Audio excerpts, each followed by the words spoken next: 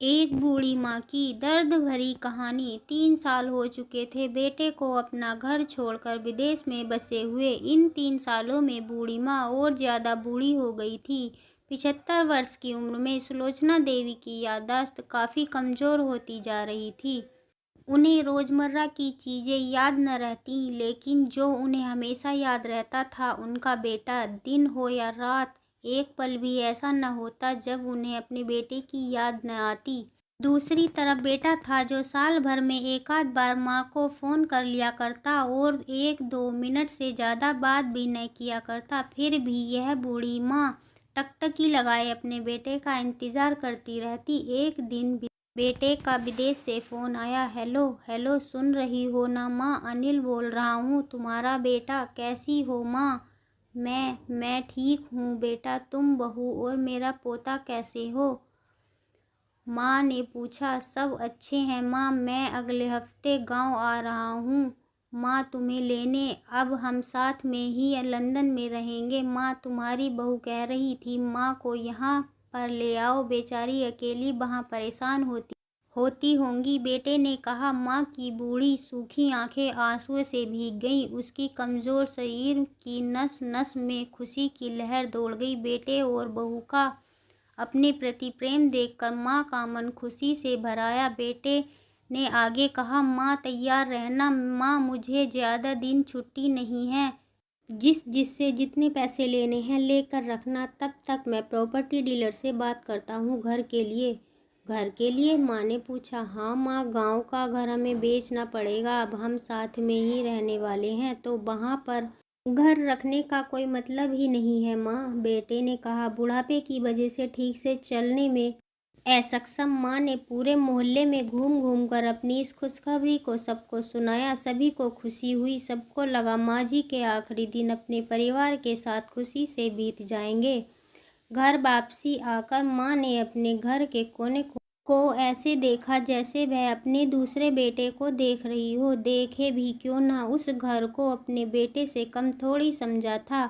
अपने पति के साथ 40 साल यहीं तो बिताए थे, लेकिन अब मजबूर थी बुढ़ापे के आखिरी साल अपने बेटे और बहू के साथ बिताना चाहती थी। दिल पर पत्थर रखकर घर बेचने के लिए माँ तैयार हो गई। आनन फानन में बेटे ने घर को आधे दामों पर बेच दिया। माँ ने ज्यादा नहीं, लेकिन जिन चीज़ों पर दिल लगा था उन चीज़ों को समेटा और बेटे के साथ टैक्सी में बैठकर एयरपोर्ट के लिए चली गई। एयरपोर्ट पर आकर बेटे ने माँ से कहा, माँ तुम यहाँ बेंच पर बैठो, मैं सामान और बोर्डिंग पास की जांच करा कर आता हूँ। वहाँ वक्त लगता है और खड़ा रहना पड़ता है, तुम्हें तकलीफ होगी। तुम यहीं आराम करो। मैं यूं गया और यूं आया। माँ बेंच पर बैठ गई और बेटा अंदर चला गया। काफी समय हो गया बेटा वापस नहीं लौटा। माँ सोचने लगी, ज्यादा भीड़ होगी इसलिए देर लग रही होगी। अंधेरा होने को आया। अब तो लोगों की चहलकदमी भी कम होने लगी। माँ को अब चिंता होने लगी। एक कर्मचारी ने आकर पूछा, किससे मिलना है माँ जी आपको? यहाँ पर क्यों बैठी हो? डरती हुई आवाज में सुलोचना देवी बोली, मेरा बेटा अंदर सामान की जांच कराने गया है। लंदन जा रहे हैं हम। क्या नाम है माँ जी आपके बेटे का? कर्मचारी ने पूछा। अनिल नाम है मेरे बेटे का, सुलोचना देवी ने बताया। कर्मचारी अंदर गया और थोड़ी देर बाद बाहर लौटा।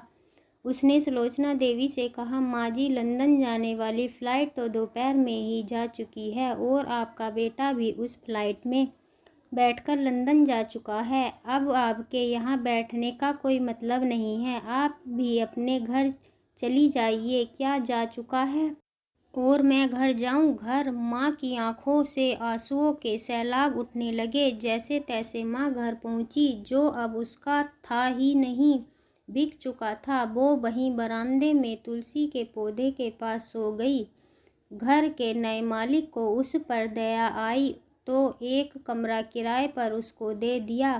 पेंशन के पैसों से खाना और किराए का बंदोबस्त हो जाता था। दिन बीतने लगे। कुछ दिनों बाद घर के नए मालिक ने सुलोचना देवी से कहा, माँ जी आज आप अपने रिश्तेदारों के यहाँ जाकर क्यों नहीं रहती? इस उम्र में आपके लिए वही अच्छा होगा। अच्छा तो होगा, लेकिन अगर मेरा बेटा वापस आया तो उसका ख्याल कौन रखेगा? मेरा बेटा बहुत भोला है, उसे अपना ख्याल रखना बिल्कुल नहीं आता। मैं कहीं नहीं जाऊंगी, क्या पता कब उसे मेरी ज़रूरत पड़ जाए। माँ ने कहा। दोस्तों, सच बता रही हूँ। माँ की ऐसी बातें सुनकर मेरी आंखों में आंसू आ गए। किसी ने सच ही कहा है, पूत कपूत हो सकता है, लेकिन माता को माता नहीं होती। दोस्तों, आप सभी से हाथ जोड़कर विनती करती हूँ, अपने माता पिता की जितनी हो सके सेवा करना, उनके साथ कभी बुरा बर्ताव मत करना। दोस्तों, अगर आपको यह कहानी अच्छी लगी हो तो प्लीज़ लाइक और शेयर ज़रूर करना और मेरे चैनल को सब्सक्राइब करना ना भूलें।